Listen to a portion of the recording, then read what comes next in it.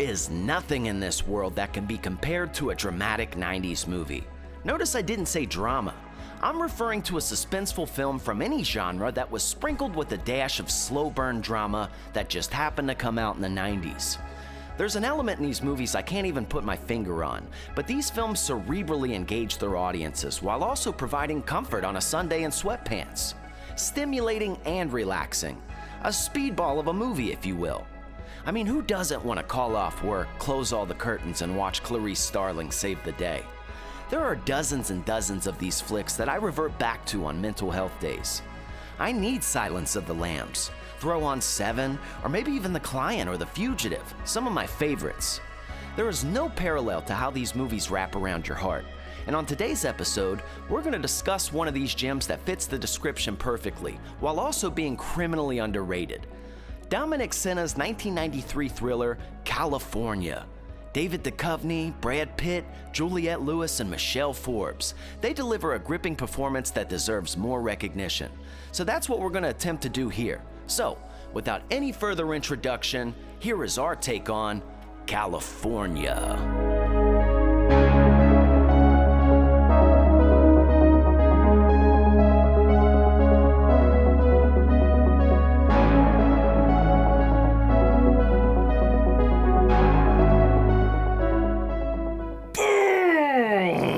Welcome back to the Sloppy Horror Podcast. I am your host and your scary movie companion, Christian Ramey, and back again for another week, clapping them cheeks, the best producer in the whole wide world, and my fucking friend, my brother, Mr. Ozark Mark. Mark, how you feeling down there? How we doing? Look, we got these shirts donated to us from our good friend Jay Wade in the building. By the way, so we're going to say thank you first and foremost. Okay. I mean, I guess he's a listener, but he's also a friend. He better fucking be. I mean, I think he does. Probably. I think he does. So... You let us know if you heard this, because this is his thank you. Thank you. Yes. You know. It's good stuff. It is good stuff. It's good stuff. It's great stuff. We are in the thick of the rehab season. We are being rehabilitated. Mm-hmm. Keeping our assholes stretched for all the information that we're about to pound up in there, as we usually do. So, welcome back for another fantastic fireside chat between me and your favorite scary movie companion, Christian Ramey. Now that we got that out of the way, hello, ho, guess what we're doing today? We are doing a movie that has a little bit of grammar issues, but that's okay. That's all right. But that's all right. Spelling's hard. It is really hard. I still can't spell restaurant. Yeah, you can. No, I can't. Mm-hmm. I think it's Restaurant.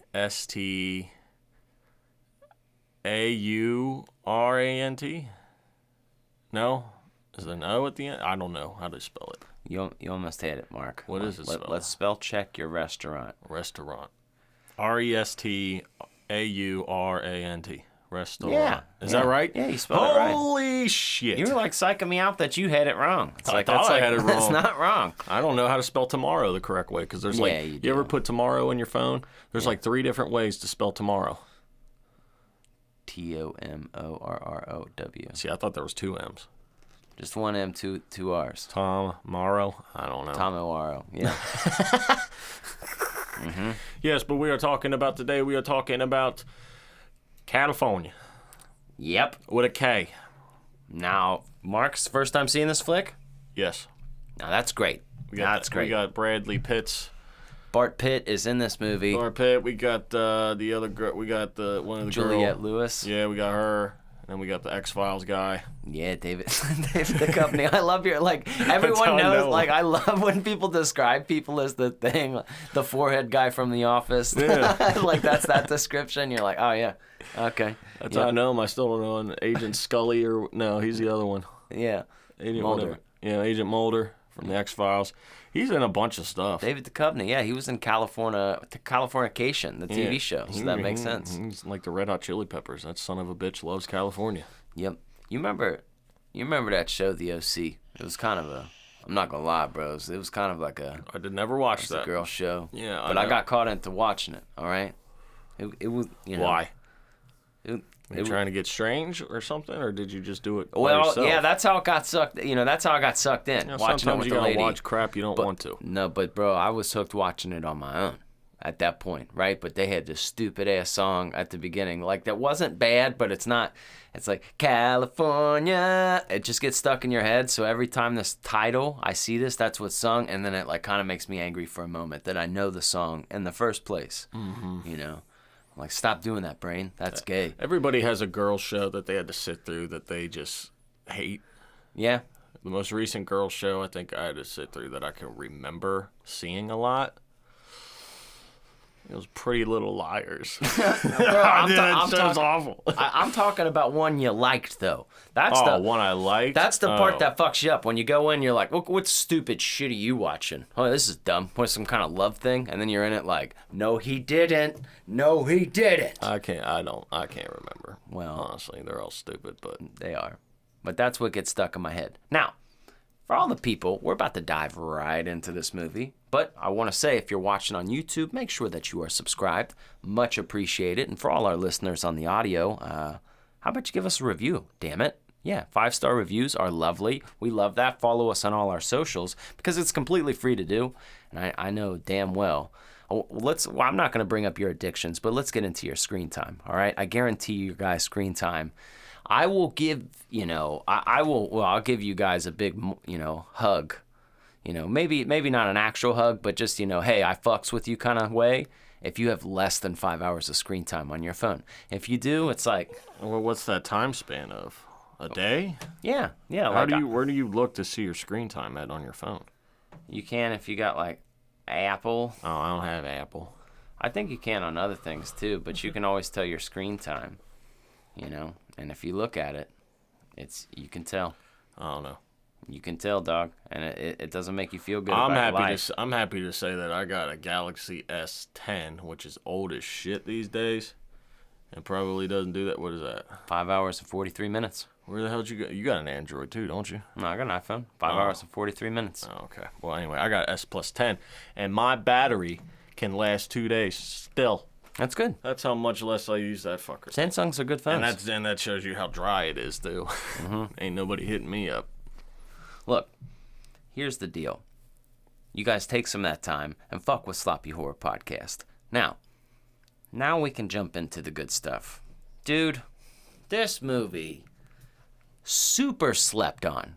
Nobody talks about this flick, and I don't know why, because we talk about a lot of other movies that are pretty fucking subpar that I love as well. But, if we're calling it what it is, there's a lot of movies that are kind of like, because they're horror movies. We love them still, but they're not great, but we love and talk about them. I feel like this movie, holy shit, dude. Forgive me for forgetting this director's name, because he's not a horror director. And I know my movie directors now, but I want to pull his name back up, because I know he's the guy that did Gone in 60 Seconds, and then he also did that movie Swordfish. Dominic Sena, that's his name, and he did Swordfish and Gone in 60 Seconds. My guy has a kind of way about him. He makes good movies, and this one included. We do have Bradley Pitts, all right? We do have Juliette Lewis. We do have motherfucking David Duchovny, and then who's the other girl that plays? Michelle Forbes, that's her name, all right? Dude, I don't know about you, but I have such a loving spot for some 90s movies. Obviously, we grew up with them. They're kind of funny. They're stereotypical at points. There's parts in the movies where the guitar there's parts that are yeah, that's 90s on the T, baby. It's very funny.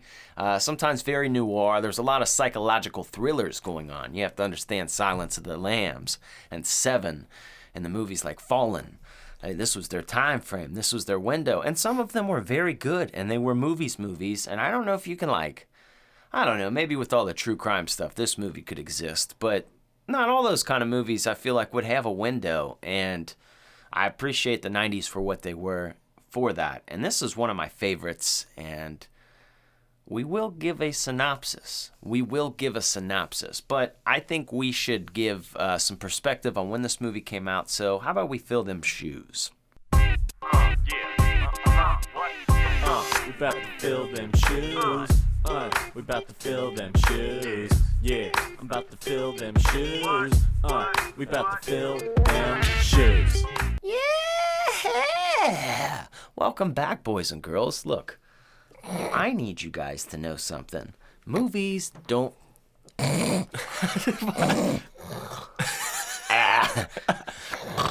I can't even do it. Hey, bro. Whatever that noise you make. That makes some weird Now fucking listen noises. here, bruh. Listen here, bruh. His name's Brian. It's not even close. Bruh, I'm gonna tell you just like this. Peaches. Mama. Peaches. Now, I'm gonna tell you guys just like this. We're gonna fill them shoes before we describe that movie because movies really, or they have no context if you don't know when the fuck they came out. Hey, why are all these slasher movies so corny? I would just run away from the guy. Well, people in the 70s used to hitchhike. People were more trusting. And there were serial killers back then. So those movies scared people. Made sense for them. You can't look at it through today's lens. So that's what we're going to do. We're going to jump to September 3rd, 1993. 9393. Hey now. That's a cool date, right? That's a cool date. All right. I don't know how this has happened.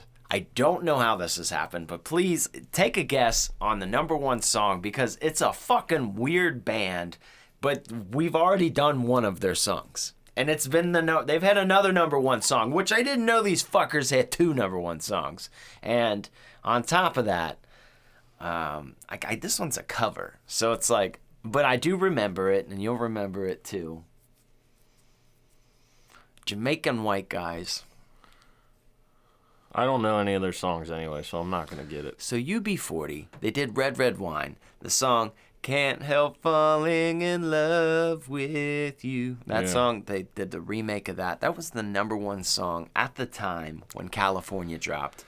I don't know how this has happened, UB40. It's very popular with weddings. They played the wedding game. Mm-hmm. Bro, hold on to your fucking dick. Hold on to your dick, dude. I do that anyway. I do too, but...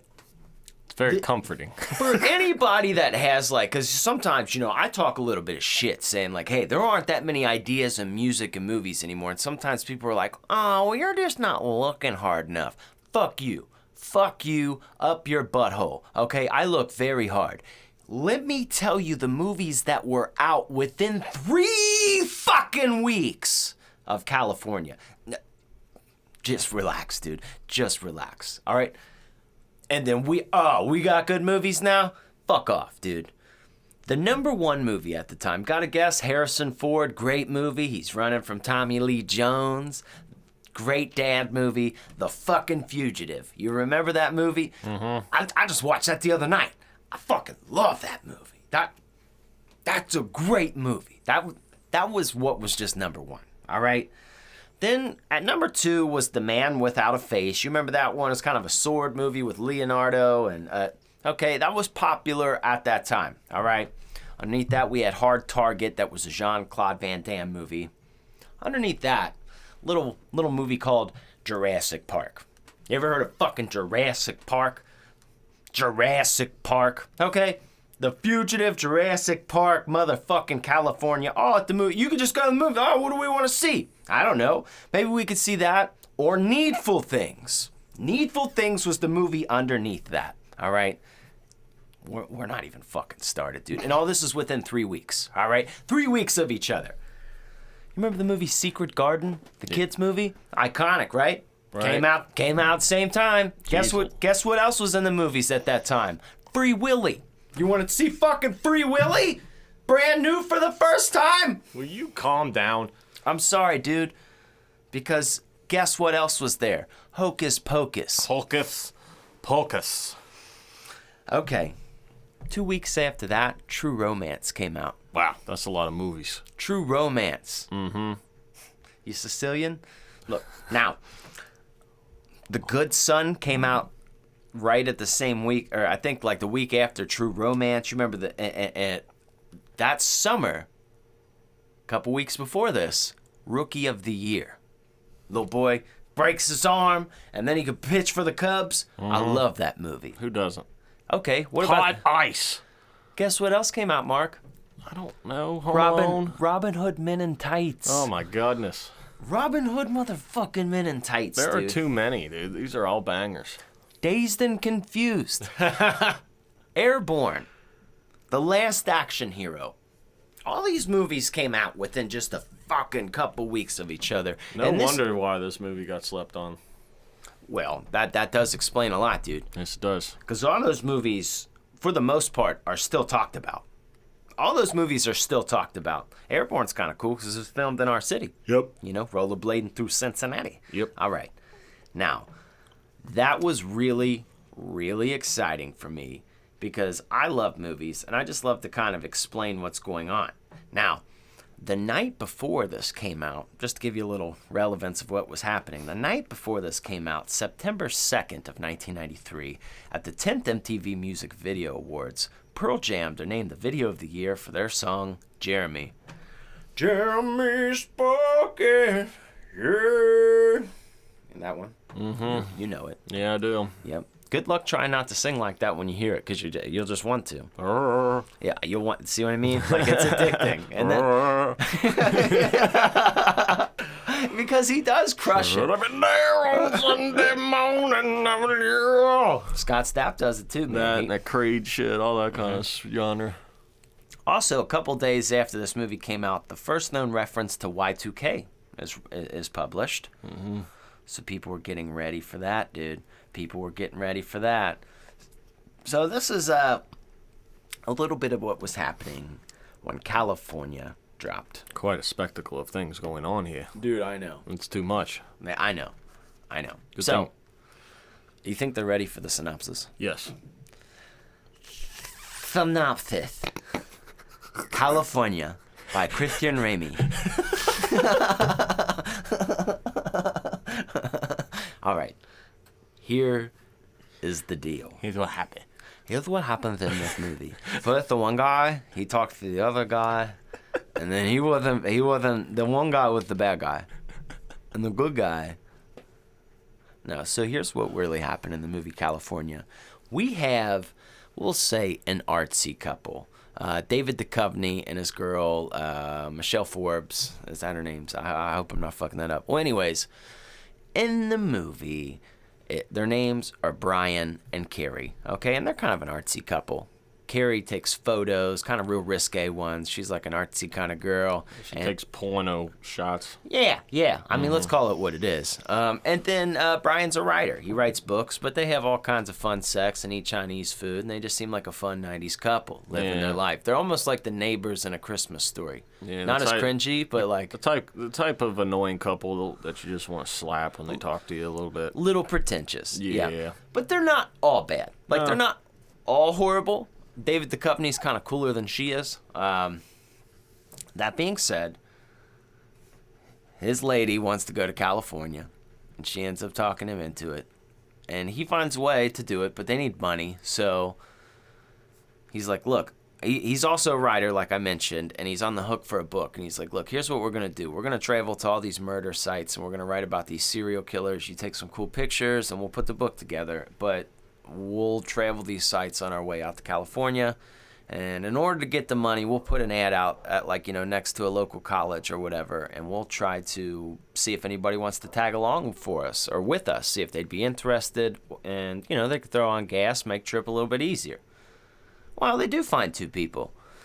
It's a guy by the name of Early Grace, I'm sorry. And Early Grace is played by Brad Pitt, and he's a fella from Louisville, Kentucky, and he is a hillbilly.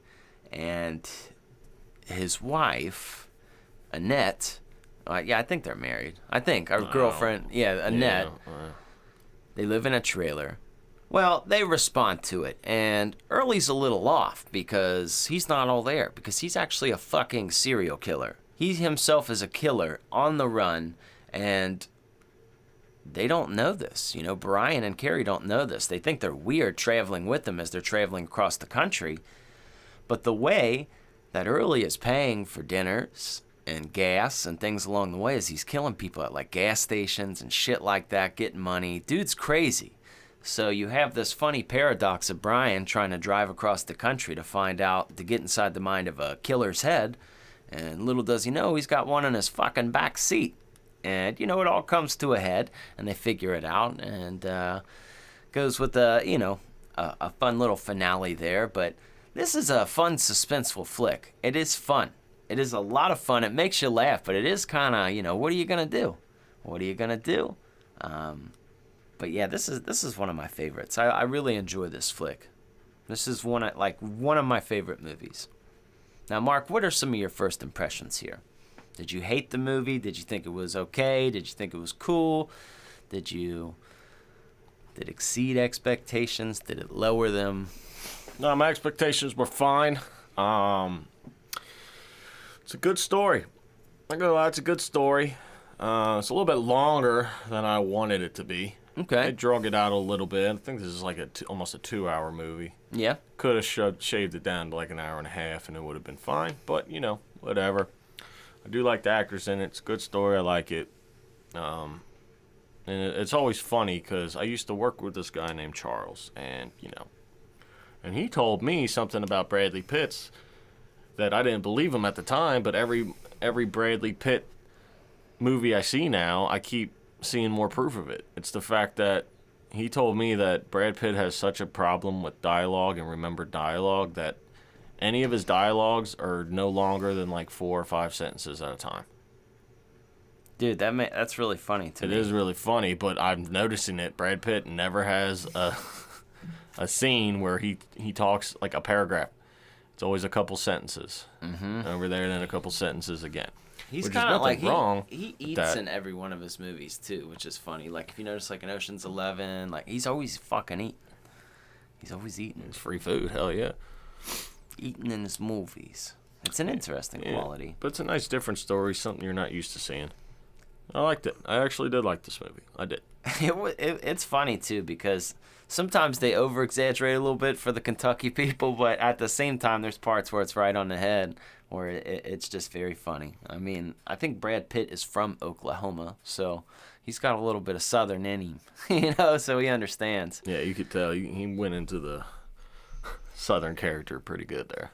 Dude, he did. He was pretty fucking hilarious. I love that. I love that. And it did kind of... I wonder if, like, in Inglourious Bastards, like, if he had to channel back to his character's early grace a little bit to get that... Buongiorno. Dude, the funny part is the way like he talks with his ladies, like, what kind of cuckoo brain carries around a cactus? Like the whole movie is just like ragging on her. That makes me laugh. But he's also a little creepy, all right? He really wants to fuck Brian's girl. All right? And he was like peeking. You remember he was doing a little pocket pool looking at her through the hotel? Yeah, listening to him while they were getting down in the room over. Yeah, dude. And you get, like, that Early's bad the whole time. It's not like a reveal at the end, but that Brian and fucking, what's-her-face don't know. Brian and Carrie, I'm sorry. Yeah, but Carrie starts to figure it out. Yeah. She starts being like, look, he's not right. But what's really interesting is like Brian and fucking Early bonded a little bit, even though that he's crazy. They had like a bond, they went out and shot pool. Like, that would be weird in hindsight after it all was done. Like shooting, like, dude, I shot pool with a serial killer. Like, that was fucking nuts. Yeah. But he beat the shit out of that dude at the bar. That was really funny.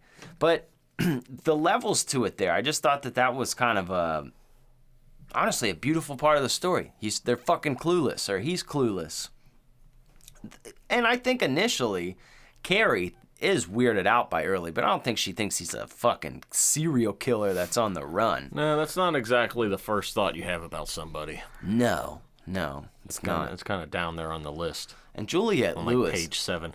Yeah, and Juliette Lewis, dude, she deserves an award for how well she played this character. Like this trailer trash broad who just wasn't very smart, but like deep in a way as a character too.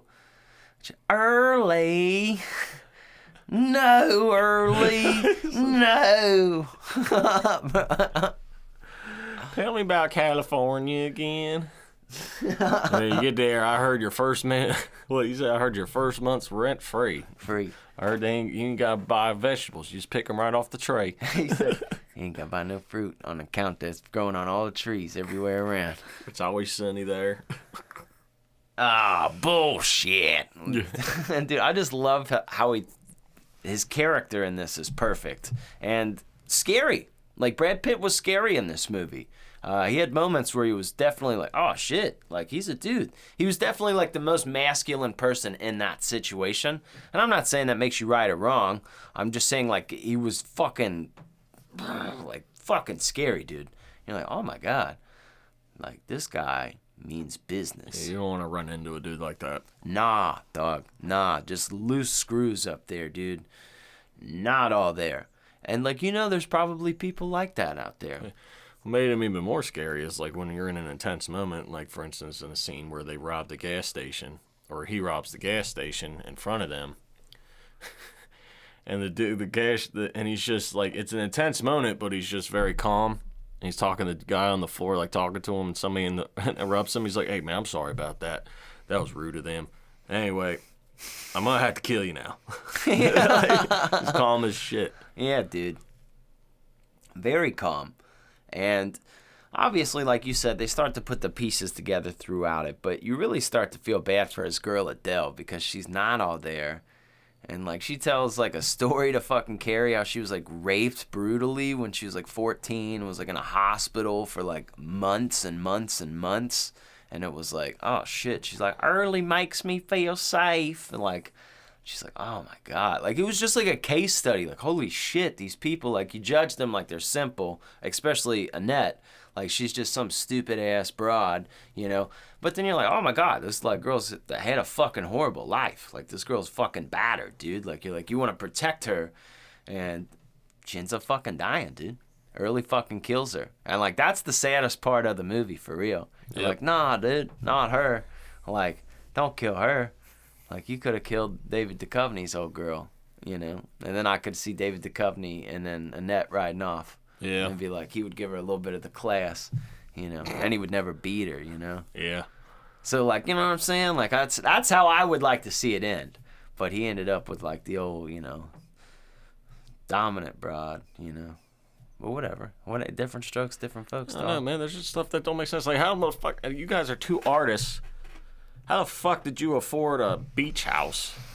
That was the weird part. I'm assuming the book did well. I would have hoped so, because the fuck... Because, artists do not make money. Ever. No, I'm assuming that book did well. They definitely wrote a book about the murders. About Early. Probably. So that was just a fun little twist to it. And, hats off to Brad Pitt. Young Brad Pitt, fully engaged in a role. Like, not like this isn't a half-assed movie.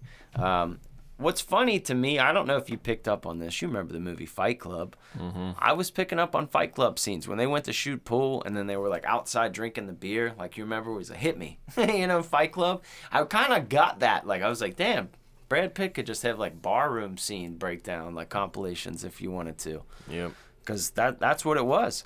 That's what it was to me. But nailed it right on the head. And he's scary in the sense that you see that he's not all there when he talks. You're like, oh, shit, dude. Like, this guy, like, you want to be friendly to him because he's not mean right away. But you're like, some of those people you meet in the public where you're like, bro, it's not registering. No, like, it's just not getting there. It's just the wrong thing. Once one thing happens, they switch. Yeah. It's on a whole different other level. Stop doing that noise. Just that random noise, you mean. I can't even do it. Bruh. Hey, bruh. Yeah, he gets Brian to shoot a gun. That was kind of a fun scene. Yeah. He said, no. He did do a good job of shooting it like a bitch at first. Mm-hmm. And he told him how not to shoot his. He's like, no. I mean, Rex Field, hold it like your pecker. Yeah. Yep. Caress it. Whatever he says. But it was right. It was right. I did love that. You ever shoot poo? Hey, give me one of them Reebs. Yeah, there's That's always beers backwards. And they do a good job because like every story of a serial killer, they try to get you to look at them differently and see the good side of them, which they kind of do that a little bit with the bonding between him and Brian. But then they played that card too. Yeah. You know, you fall in love. A lot of people fall in love with their captors, or that kind of fucking whole spectrum of shit that goes on. So they played that a little bit too in the story. They did. They really did. I thought. So there's a funny scene where like Brad Pitt's fucking smashing his girl in the back of the car while they're inside. They went. David, we'll call them by their character names to make things a little bit easier. So Brian and Carrie go inside of this murder home to take pictures and do like talk on the tape recorder to get info. Fucking Early and fucking Adele are like, we're gonna stay in the fucking car. We're gonna hang out in here, and they just they're fucking right. And what I thought was so weird was Carrie's so freaked out by them, right? But she sees them fucking and starts taking pictures of them. And I'm like, oh, you're a freak. You're on some shit. You're weird. Like you're so scared, but you're taking pictures of them fucking, like, right? Yeah. Like this National Geographic. Like look at the trash, repopulating. Mm-hmm. But he looked up and saw her taking pictures, and he's like, oh, he got weird, scary ass look. Dude, it was. It's also funny too. Just you hear just Adele in there like early.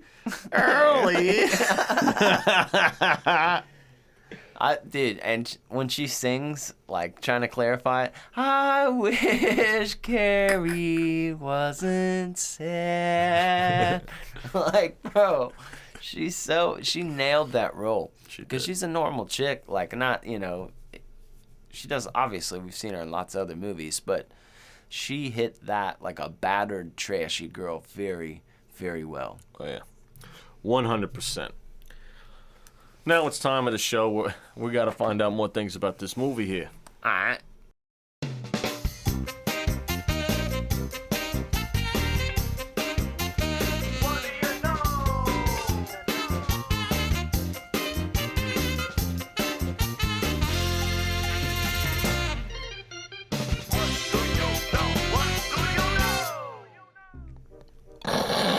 Welcome to the What Do You... You do it so good, I swear, God. Welcome to the What Do You Know Is. This segment here where we're here to tell you something that you may or may not know about this movie. Now, if you know what we know, you better find out what we know. If you don't know what we know, you're going to find out what we know, and everybody's going to have a we know gasm, whether you knew before, you know now you know before, and then you didn't know before, however the fuck it goes here. Welcome to it.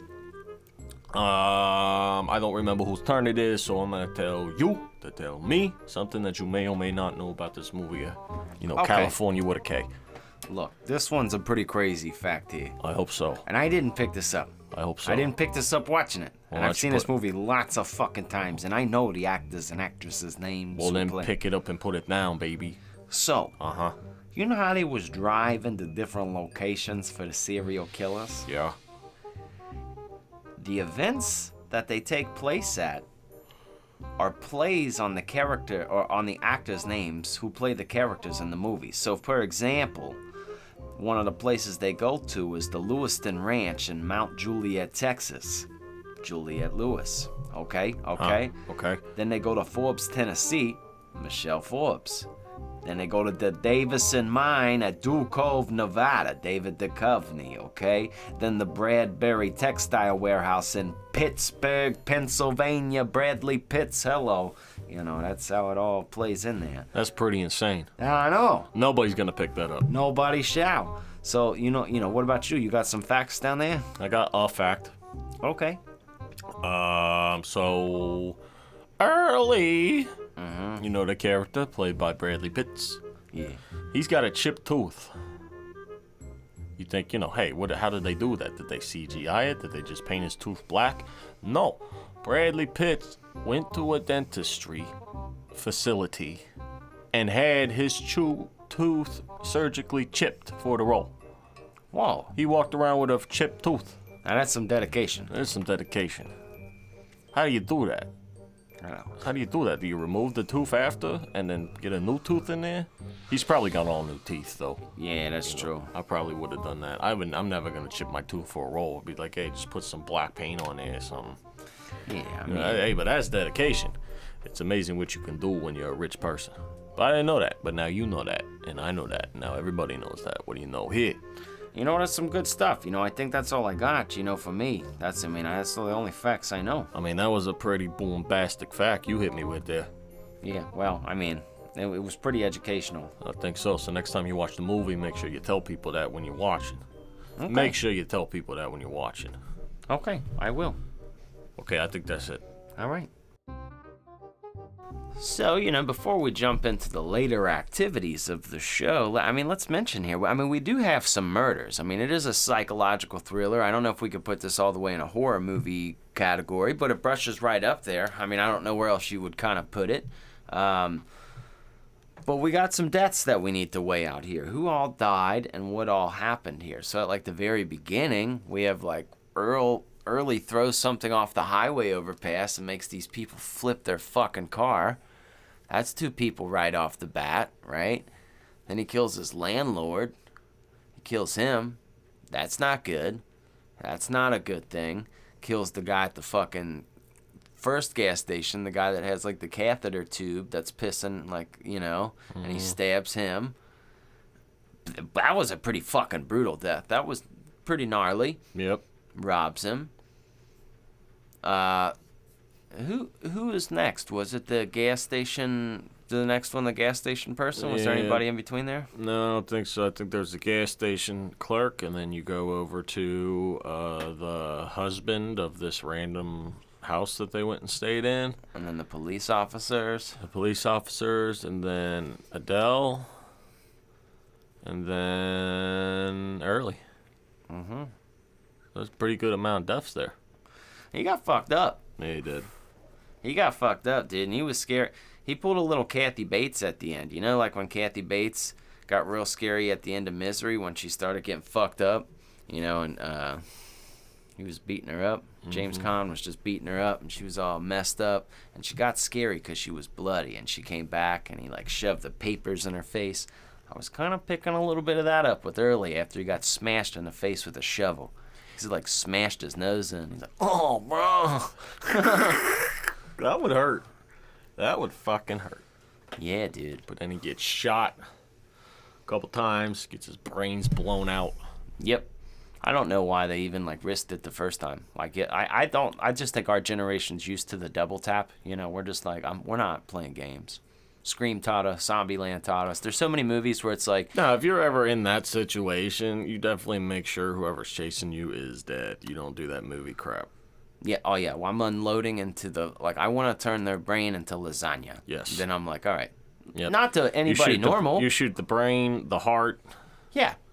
Only if it's like a mass murderer trying to get us. Like, we're not playing this game. Like, I'm not going to go like, the person handcuff's going to be fine until I deal with this. Yeah, they're not going anywhere. Yeah, they're stuck there, dude. Yeah. What's the difference? What's the difference in 2 minutes? Just make sure the job's done. Exactly. Shoot him in the dick. Yep. But that's the little horror movie element coming out in this movie right here. Yeah. Mm-hmm.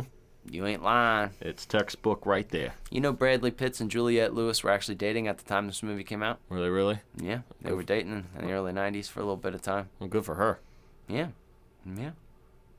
She dated a lot of dudes back then. Like, not like that. Like, but like dudes that were like... She got passed around a little bit. No, not saying that. I'm saying like she pulled some like, you know, handsome dudes back then. She must have had that, you know, magic pussy. Put a Pop-Tart in there, fucking toast it. You know what I mean? One of them. You know, and as she got older, I see him like, you know, she's pretty cool. She probably does. Probably. You know. Some people got that. Yeah, they do. And it shows. It does. How people react to them. Yeah, you got Bradley Pitts. Mm-hmm. Look what you done did. Look what you done did. So that makes it kind of a fun little aspect if you go back and watch, knowing that, like, yeah, these people is really fucking. Mm-hmm. That makes it fun to know. Of course. And they did another movie together. Was that Too Young to Die? I forget what the hell that was. I don't remember either. What's your favorite part of the movie, though? I don't think I asked you that yet.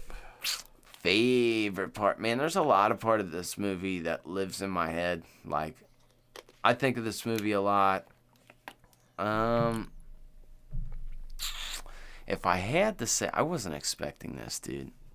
If I had to say my favorite part, probably be that made me laugh was him with his landlord, like when he went to like take off, because like the landlord was trying to chase him down about the rent, and he's chasing away, but then he stops after the landlord hits his car with the bottle, and the landlord just stops like, I had enough of your shit, boy. Like he's just yelling at him. He's like, oh, bruh. And he's like trying to reverse and get him. And that was a funny little sequence. But I don't know, maybe the bathroom scene where he got the dude, like that was just an intense scene. Like the whole, like not just the murder in specific, but like that was a crazy scene. And right as he opened up the door, David Duchovny was like, I gotta wash my hands. He's like, there's no stink, bruh. It's the weirdest thing I've ever seen. No stink, bro. Oh, okay. And he just believed him. Like, nobody's gonna believe that. There's a sink in there. Like, yeah, dude. I'm surprised he got away with it. Yeah. Oh, yeah. So it's just kind of fun, and then he like, let me drive, and then it was a service gas station, so dude was out there like, you got the money for the gas, and he pays them, and then they're out of there. It's just, I don't know, it's kind of crazy to think, so how it all played out, but I like that. What about you? What was your favorite part? Got a favorite part that sticks out to you? Hard to think, but a part that made, dude, I'm going to go with the part that made me laugh the most is when it's earlier in the movie, and it's after Early killed the people on the bridge. He goes to the diner where Adele works. He gets in the counter. He's like, hey, let me get a bowl of chili. And there's a guy down the end of the diner, and he's just like reciting God stuff. And Early's just sitting there, and he just hears him, looks at him. He's like, make that to go. He just doesn't want to deal with him. I'm pretty sure he murdered him, too. We don't get it on screen, but the dude was gone. Yeah. So pretty sure he's dead, too. yeah. Put his account in there, but that part made me laugh, so I like that. It was a very funny part, dude. Very funny. So, like, honestly, I want to spend, just a minute or two just to say, like, there are movies that, like, that we're gonna cover because we need an hour to cover each week, folks. We need something to talk about, so we're gonna pick a movie, and some movies people are gonna love. Sometimes it's mid to you. Sometimes you don't like them. Whatever. It's not a big deal. Sometimes it's bussin'. Yeah, whatever you feel. But for this one, if this is a particular title that like you haven't heard of, and maybe you listen to the show anyways on movies that you haven't heard of. I do that on podcasts on movies I haven't heard. And I'm like, all right, whatever. Maybe I'll listen to about this. If it sounds entertaining, I'll check it out. If this is one of those, I recommend this one more than other shows. Like, dude, do not sleep on California. This is a movie that I think could get a resurgence. If it got like a popular on TikTok, somebody posted a couple clips from it. That's all it takes for this one because the performances are incredible. Like there's no reason why it shouldn't be. It's rated well on pretty much everything. But obviously we read out all the movies that came out that year, so it makes sense why. But I mean, I think it's on Pluto, Tubi. It's like, it's everywhere for free, dude. Take yourself the 2 hours and watch that sumbitch. I know it's not holiday related. We'll sprinkle some holiday stuff in there for you. You know, that's coming up soon too. But watch Little California. Or else we'll show up to your door. Kick it down. Have you ever heard of a 3D? Devon, Spike Dudley, Bubba Ray, the 3D? Through a table, that's what we'll do at your house. Right through your table with all your Christmas stuff on there, right in front of your family. Then we'll leave. So I'd recommend watching it.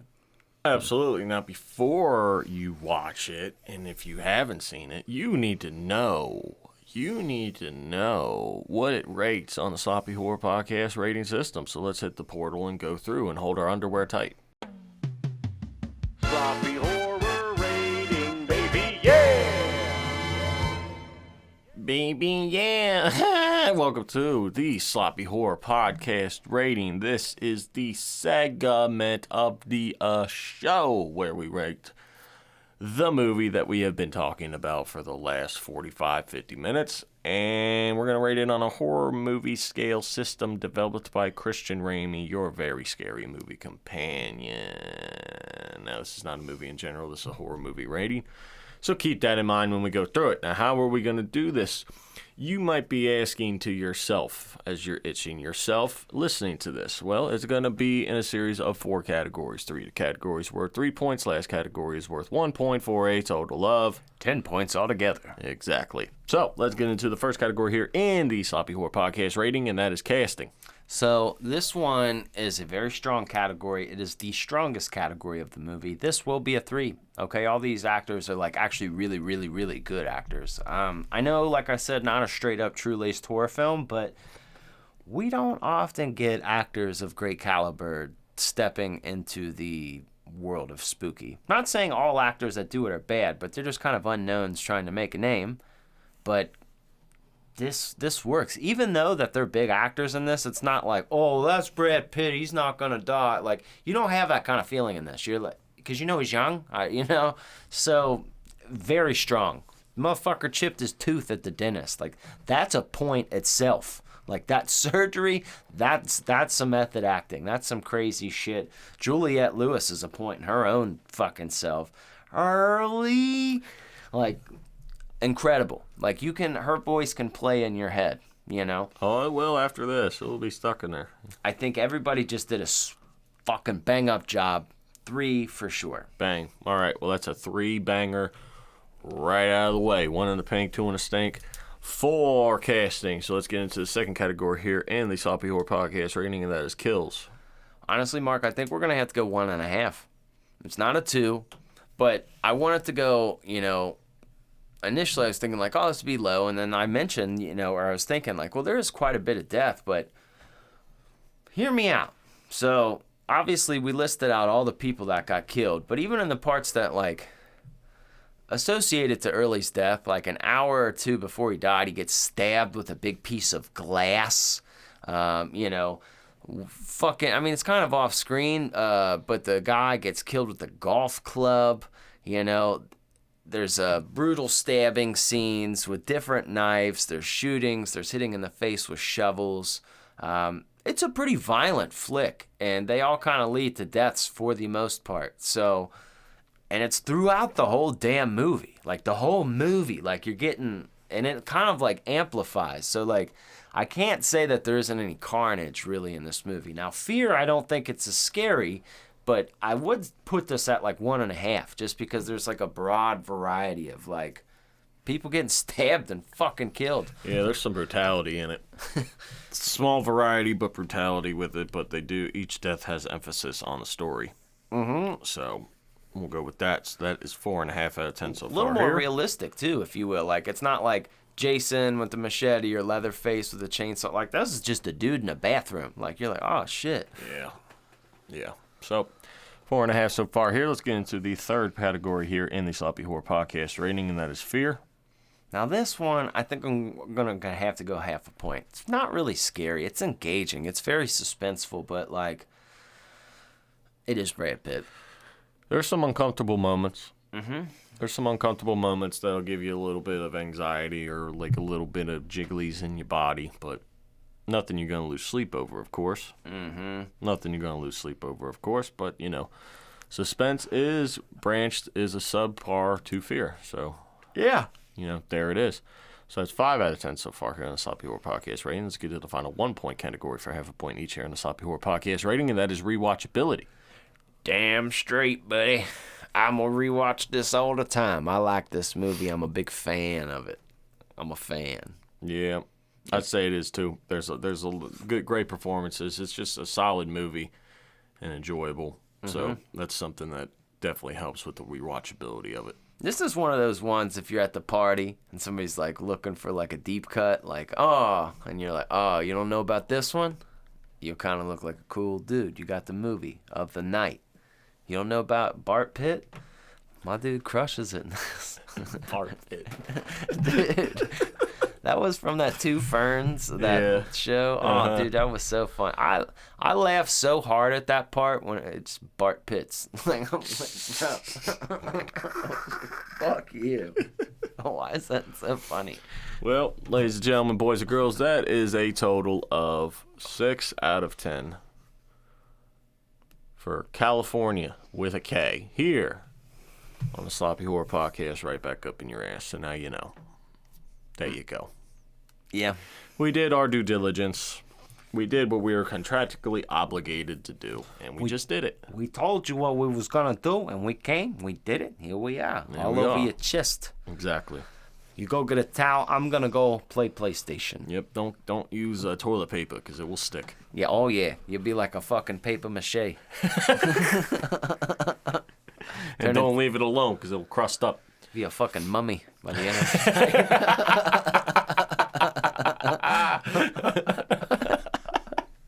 Now that would be a funny prank to your girl. You know, while she's sleeping, see if you can get her whole arm. You're mummified, baby. Yeah, so just, mummify your girl every once in a while. Let her know who's boss. Yeah, and you can unwrap her for Christmas. It's more like scrape her off at that point. Oh, this got skin. I did not know this would happen. It's going to get under your nails, so don't use that. Yeah, oh yeah. Oh my God. Yeah. Yep. I don't understand the logistics of it, but it's just the way it works. We're trying to be Okay, girl, I want to paper mache you. Hey, baby, I'm going to turn you to a mummy later. Hey, mama, you want to get paper mache? All I need is some puffs. I could turn you into an art project. Okay, I like it. Picasso. Make a mask. Yeah. Yeah.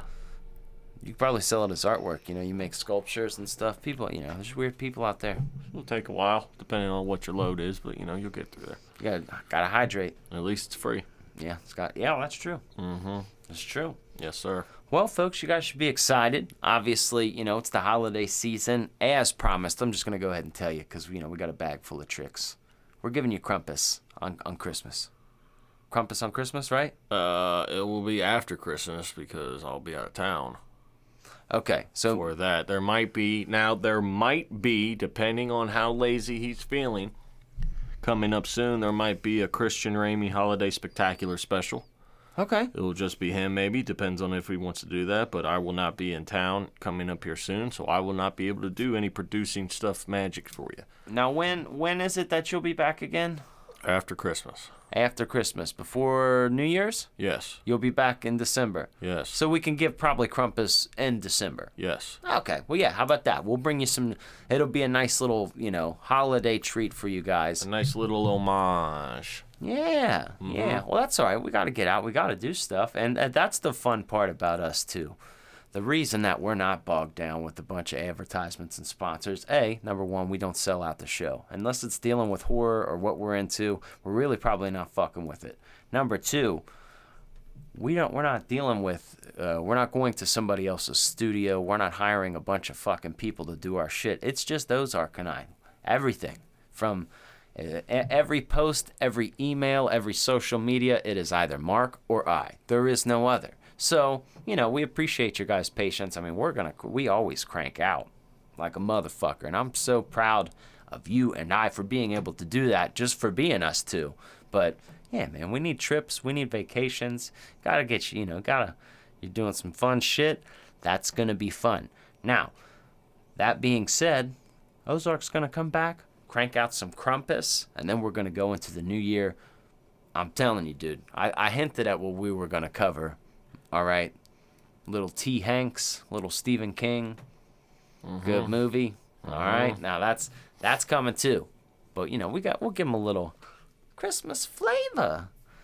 Happy holiday. And Mark is not, I think, and, we got this short movie coming out that has to deal with a little something, but I think for the Christmas episode, maybe, I don't know, fun little episode. Maybe I'll give you some little horror ASMR. I rub my package all over the microphone. You can listen to it. I don't know. We'll think of something fun to do, but it's gonna be something fun, different, and Mark's gonna listen to it. Yep, it's just gonna be up there one day and be like, what did this guy do?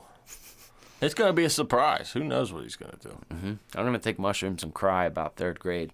No one really liked me and never was big for kickball. And they just beat me up. I didn't even start it. I'm going to take mushrooms and cry about the third grade. Sounds like a thing somebody's done. That was just random as fuck. I was not expecting that. Well, folks, we hope that you've enjoyed this episode. We hope we've made you chuckle and maybe educated you a little bit. And seriously, watch fucking California. Do it. I want to hear your reviews on it if you haven't seen it, if you like it or whatever. So, until the next time, I love you. Okay, good. All right. All right, it's time to go now. See Happy ya. fucking holidays. Happy holidays. Happy holidays. Stop.